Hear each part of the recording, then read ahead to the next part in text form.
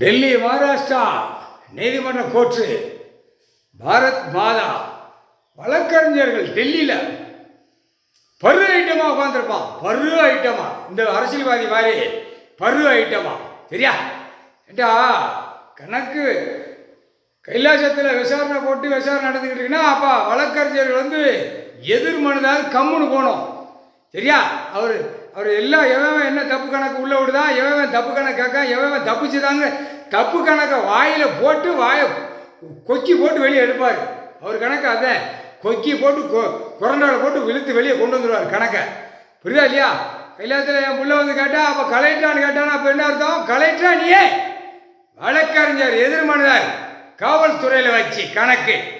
இப்போ வழக்கறிஞரை பூரா ஒட்ட வலிச்சு கணக்கு எடுத்து வெட்டுவார். நீயே தலையில் மண்ணள்ளி நீயே தலையில் போடணும்டா, அதான் கணக்கு. அவர் கடவுளுடைய முற்றுப்புள்ளி அதான். இப்போ வழக்கறிஞரை பூராம நாக்கில் பேயை உட்கார வைக்கார். இப்போ ஆடு பார்ப்போம் நீதிமன்ற கோர்ட்டில். நீ ஆடு நீதிபதி சர்ச்சு கோட்டார் ஆணு பெண்ணும் அவர் தான் உட்கார வச்சு கணக்கு வாங்கி வை. நான் உட்கார்ந்த உடனே இவனுங்களை கீழே இருந்தே துவக்கி உள்ள செயலரில் நான் ஏற்றிடுறோம்னு அவர் ஏட்டில் உள்ள கணக்கு ஏடு உள்ள கணக்கு. இப்போ உட்கார்ந்தாரு கணக்கு எடுத்துட்டாரு. இனிமே விட மாட்டாரு. வழக்கறிஞர்கள் வீட்டில் அவன் நிம்மதியான தூக்கத்தை தூங்க விட மாட்டார். பேய் உட்கார வச்சாச்சுல நாக்கில் அந்த கல்வியும் பேயும் உட்கார்ந்தா எப்படி இருக்கும்? உன் கல்வி அடிக்கிறது பேய், செத்த பேய். ஆணும் பெண்ணும் பேயை நாக்கில் விட்டு ஆட்டுவார். அது கடவுளால் தான் முடியும்.